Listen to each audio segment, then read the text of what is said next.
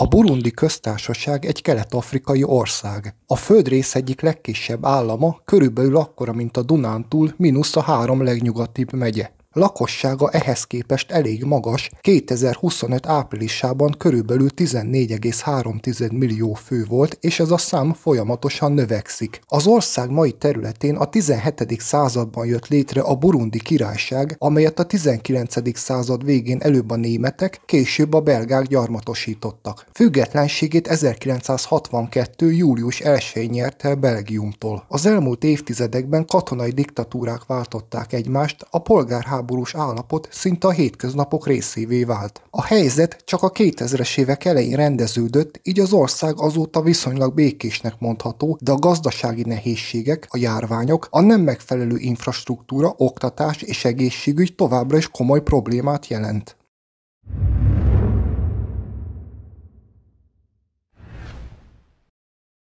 A burundi állam létezéséről a legkorábbi bizonyítékok a 16. századból származnak. Az állam szervezetet a hierarchikus vezetés és az adókra épülő gazdaság jellemezte. Az ország élén a király, vagyis a muami állt, aki egy arisztokrata réteget, a ganuát vezette, akiknek a kezében volt a földek nagy része, és akik az azokat művelő parasztok adójából éltek. Az első európai felfedezők az 1850-es években érkeztek meg erre a vidékre, jelentősebb expedíciók azonban nem voltak egészen 1899-ig. Ekkor a németek az országot egyik afrikai gyarmatuk, Német-Kelet-Afrika részévé nyilvánították Ruanda-Urundi körzet néven, ami a mai Ruanda és Burundi. A külföldi jelenlét minimális volt az országban, és még a király is a helyén maradhatott. Az európaiak által behurcolt betegségek azonban már jóval nagyobb károkat okoztak az emberek és az állatok között. Emiatt hatalmas éhínség söpört végig a vidéken, amiben alig 10 év alatt a lakosság fele meghalt. Az első világháború után Németország az összes gyarmatát elveszítette. A Ruanda-Urundi körzetet pedig a szomszédos Belga-Kongóhoz csatolták. A németek, később pedig a belgák is az oszd meg és uralkodj elvét alkalmazták, hogy hatékonyan irányításuk alá vonják az országot. Burundiban az uralkodó réteg a tuszi népcsoportból került ki, noha a lakosság mindössze 14%-át alkották, míg a többséget, a 85%-ot kitevő hutuk mindig is alárendelt szerepbe kényszerültek. Már csak ezt a meglévő ellentétet kellett még jobban erősíteni, garantálva ezzel a végtelen ellenségeskedést és háborúkat. A második világháború után az európai gyarmatbirodalmak sorban széthullottak, és ez alól Belga-Kongó sem volt kivétel. Burundi a teljes függetlenséget 1962. július 1-én nyerte el, az elmúlt több mint 60 éve azonban még afrikai mércével mérve is rendkívül véres és kegyetlen volt. A tuszi törzshöz tartozó 4. Muambutsa király megalapított egy alkotmányos monarchiát, melynek irányításában egyenlő számú hutu és tuszi vett részt. A több évtizedes ellenségeskedés kezdett a felszínre törni, így pusztán időkérdése volt, hogy mikor robban ki egy komolyabb felkelés. Erre 1965. január 15-én került sor, amikor Pierre Engendane Doumbé huti miniszterelnököt lelőtte egy tuszi szélsőséges. 1966. november 28-án egy putsch döntötte meg a monarchiát, és kikiáltották a köztársaságot. Ezután egy nyílt katonai diktatúra került hatalomra, amely jelentős társadalmi feszültséget eredményezett. 1972. áprilisában újabb polgárháború robbant ki a két népcsoport között, amely során alig 3 hónap alatt 200 000-en vesztették életüket, további 150 000-en pedig elmenekültek az országból. Az elkövetkezendő 30 évben folyamatos diktatúrák váltották egymást az ország élén. A vezetőiket jobb esetben egy katonai puccs távolított el a bársonyszékből, és még élve el is hagyhatták az országot, rosszabb esetben merénylet áldozatai lettek. A 2000-es évek eleje óta viszonylag békésnek számít az ország, a hutuk és a tuszik egyaránt részt vesznek az ország vezetésében. 2005 óta többpárti demokratikus választásokat is tartanak. Ez persze azt jelenti, hogy a kormánypártot szinte lehetetlen leváltani, és mindig legalább 80%-ot szereznek.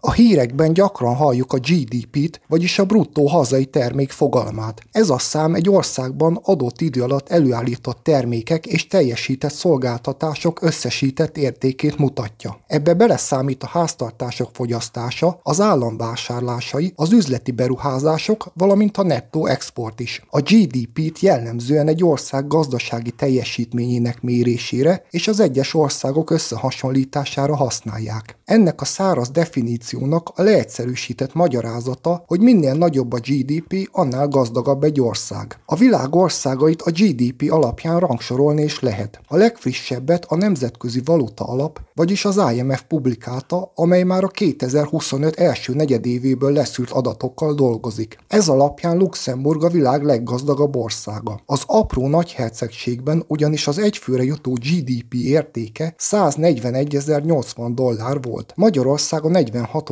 helyen végzett $25.700. Az IMF lista legutolsó 193. helyén Burundi végzett, ugyanis mindössze $156 jut egyfőre, így ez a világ legszegényebb országa. Na de hogyan is lehetne ezt a szegénységet egy kicsit jobban bemutatni? Az ország lakosságának körülbelül 70%-a napi $2 próbál megélni. Sok helyen nem férnek hozzá a megfelelő egészségügyi ellátáshoz, ivóvízhez, és az infrastruktúra is eléggé kezdetleges. A városok még úgy, ahogy élhetőek, de a vidék, ahol az emberek döntő többsége is él, már sokkal rosszabb helyzetben van. A helyiek többsége sárból és szalmából tapasztott kunyhóban él, és sok helyen még csak hírből sem hallottak az elektromosságról, és a petróleum lámpa az egyetlen fényforrás, feltéve, ha hozzá tudnak jutni. A burundiak többségének még a bicikli is luxuscikknek számít, nemhogy egy autó, így a mindennapok szerves részét képezi, hogy hosszú kilométereket gyalogolnak az iskolába, a piacra vagy a legközelebbi orvoshoz.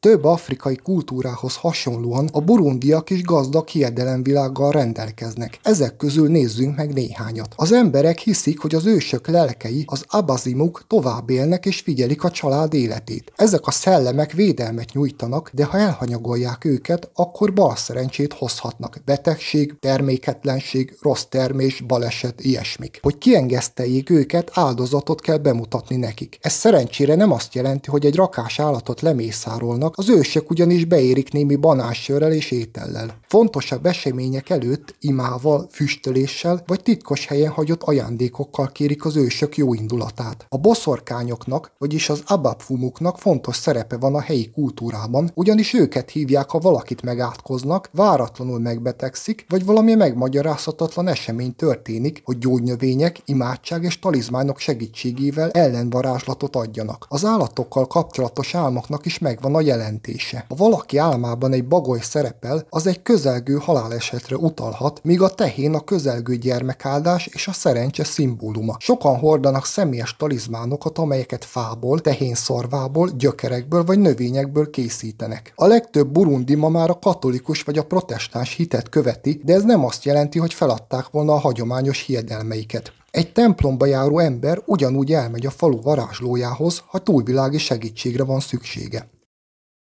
2014-ben Pierre Nkurunziza, burundi elnöke rendeletben betiltotta a csoportos kocogást. Ez persze nem egészségügyi vagy sporttal kapcsolatos okok miatt tette, hanem politikaiból. Hát ugyan mi másból. Nkurunziza 2005 és 2020 között vezette az országot, és 2014-re már jelentős politikai feszültség uralkodott Burundiban. A helyiek körében a közösségi sportolás széles körben elterjedtnek számított. A fiatalok gyakran hajnali csoportos futásokra gyűltek össze, ami egyre nagyobb méreteket öltött. A csoportos kocogást főleg a fővárosban, Bujumburában az ellenzéki szervezkedés eszközének tekintették. A kormány attól tartott, hogy a közös futásokat álcázott tüntetések, illetve ellenzéki erődemonstrációra használják fel. A hatalom ezt potenciális fenyegetésnek értelmezte, ugyanis egyre több fiatal egyre hangosabban és egyre szervezettebben mozgott a városok utcáin. 2014 márciusában így hivatalosan is betiltották a csoportos futást, mondván, hogy az a közrend megzavarására alkalmas. Ez persze nem csak ilyen kamu intézkedés volt, ugyanis tényleg betartották. Több embert letartóztattak, és ellenzéki személyeket vádoltak meg lázítással, pusztán azért, mert részt vettek ilyen futásokon. Remélhetőleg egy másik ország vezetői nem fognak innen ötleteket venni.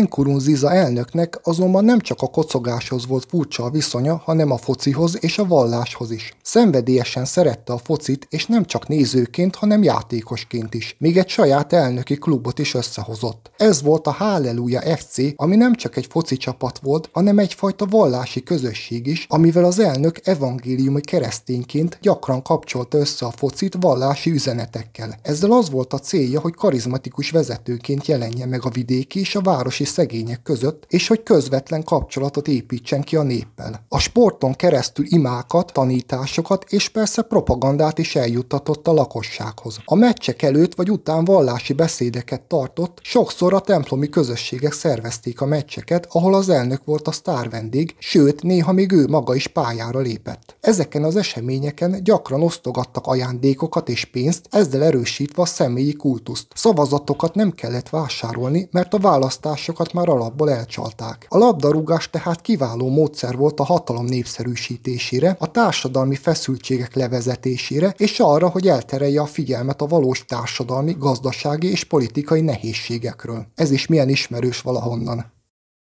Sok országnak van, vagy volt híres állata. Burundinak is van, azonban a hírhet jelző találóbb lenne, ugyanis ez a példány inkább csak ront az ország amúgy sem túl rózsás hírnevén. Az illető nem más, mint Gusztáv a krokodil, akit a hátborzongató emberevő jelzővel is illetnek. A hüllő a Tanganyika-tó északi részén és a Ruzizi folyón garázdálkodik. A helyiek szerint a példány 12 méter hosszú, szeme vörös vagy sárga, a fején pedig fűnő. Ezeket a beszámolókat nyilván csak kiszínezték, a becslések szerint Gusztáv csak 6 méter hosszú, a súlya pedig körülbelül 900 kiló lehet, így jó eséllyel Afrika legnagyobb krokodilja lehet. Ami még ijesztőbbé teszi, hogy eddig még nem sikerült hiteltérdeblően bizonyítani Gusztáv létezését, és csak a beszámolókra lehet hagyatkozni. A legmeredekebb becslések szerint körülbelül 300 ember halála szárad a lelkén, míg a reálisabbak szerint csak 6, bár még ez is elég sok. Patrice Fay herpatológus, ők azok, akik a hüllőkkel és a kétéltőekkel foglalkoznak, az 1990-es évek végén egy expedíció keretében nyomon követte a hüllőt, akinek zsákmányszerző útja során 17 ember halt meg. 2004-ben Fay visszatért Burundiba, hogy elfogja a retteget hüllőt. Az expedícióról a Gyilkos krokodil elfogása címmel egy dokumentumfilm is készült. Bár a cím eléggé félrevezető, hiszen végül nem sikerült elfogni. Az országban a politikai helyzet kezdett instabilá válni, így a csapat kénytelen volt elhagyni Burundit. Azt nem tudni, hogy Gusztáv éle még egyáltalán. A 2004-es film készítésekor a kutatók úgy gondolták, hogy az állat körülbelül 60 éves lehet, összehasonlításképpen a krokodilok átlagosan 45-50 évig élnek. A helyi legendák szerint Gusztáv már 100 éves, ami erős túlzásnak tűnhet. 2009-ben újra látni vélték az egyedet, és állítólag 2015-ben is felbukkant, bár sokan úgy vélik, hogy ez már nem is Gusztáv volt, hanem egy sokkal fiatalabb példány. Na nem, mintha ez sokkal megnyugtatóbb lenne.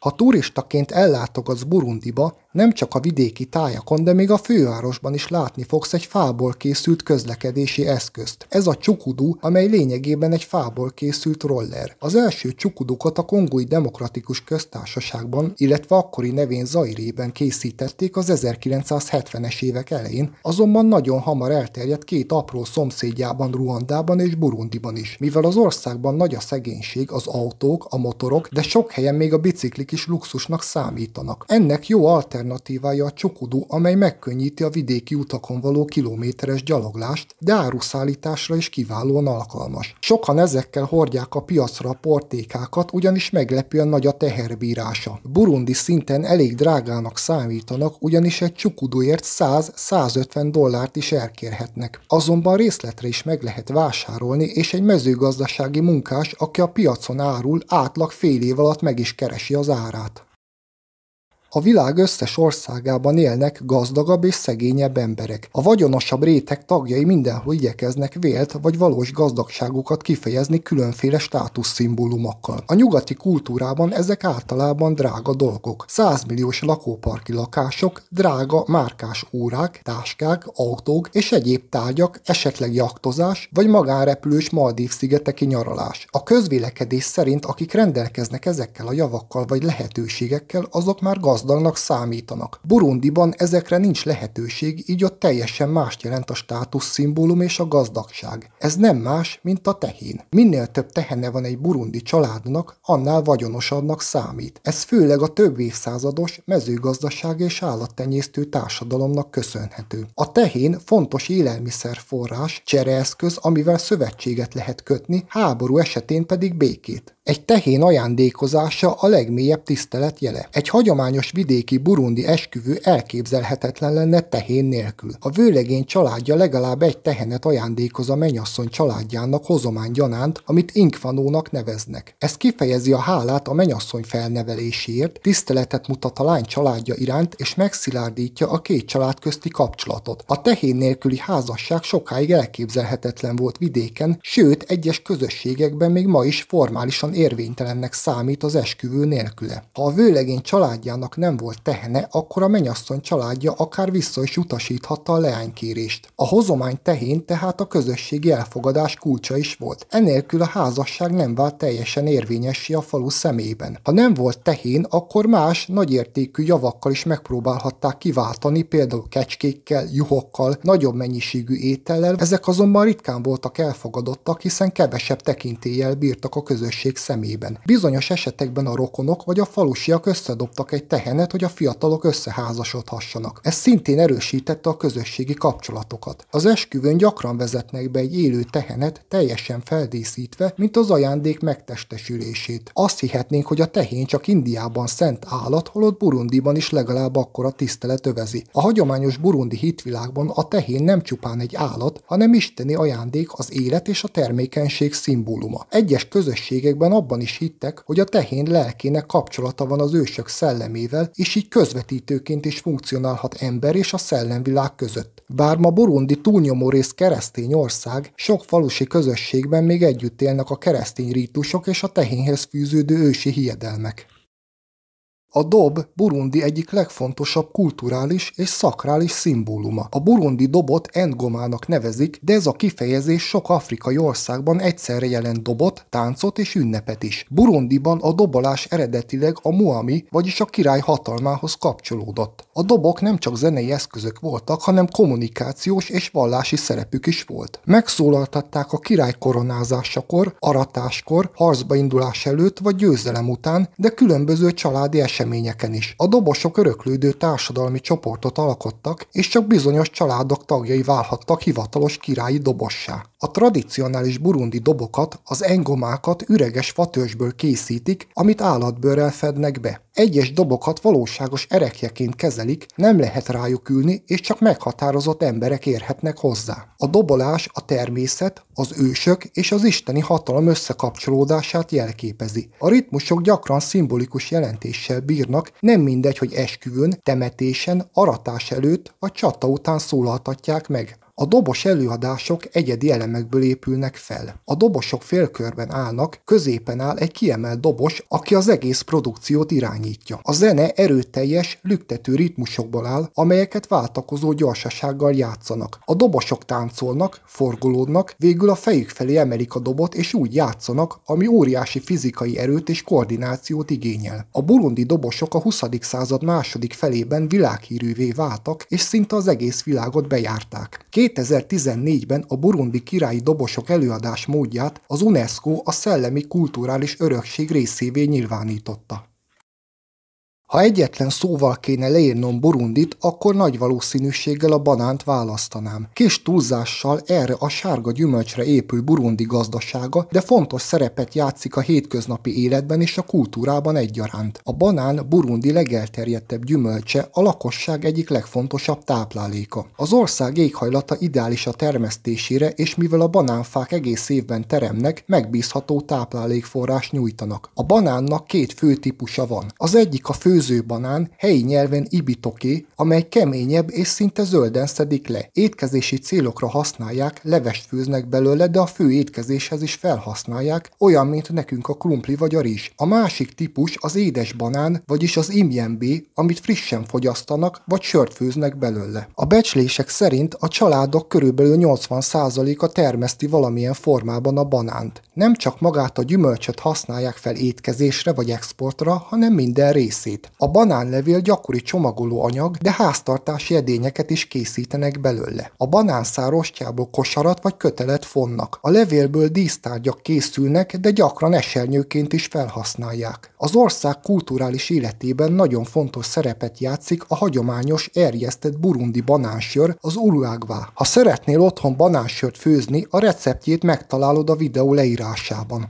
Az uruagvát főleg különleges eseményekre főzik. Felszolgálják esküvőkön, temetéseken, falugyűléseken, az aratási időszak végeztével, de a vendégszeretet és a tisztelet jele is. Az italt nagy agyagkorsókban vagy fatálban szolgálják fel a közösség központi helyén, például egy fa alatt vagy egy kunyhóban. A résztvevők hosszú nádszálakat vagy fából készült szívószálat használnak, és mindenki ugyanabból az edényből iszik. Ez a közös ivás az egységet és a bizalmat fejezi ki, és erős közösségépítő hatása van. Sörözés előtt gyakran mondanak köszöntőt, áldást vagy jó kívánságokat. Bizonyos esetekben a szellemek vagy az ősök tiszteletére ajánlják fel, hogy egy keveset kiöntenek belőle a földre. Persze az ivásnak is megvan a maga sorrendje. Először mindig a legidősebb vagy a legtekintélyesebb férfi iszik, utána a többiek következnek rang és kor szerint. A két nem tagjai egymástól elkülönülve isszák a banánsört.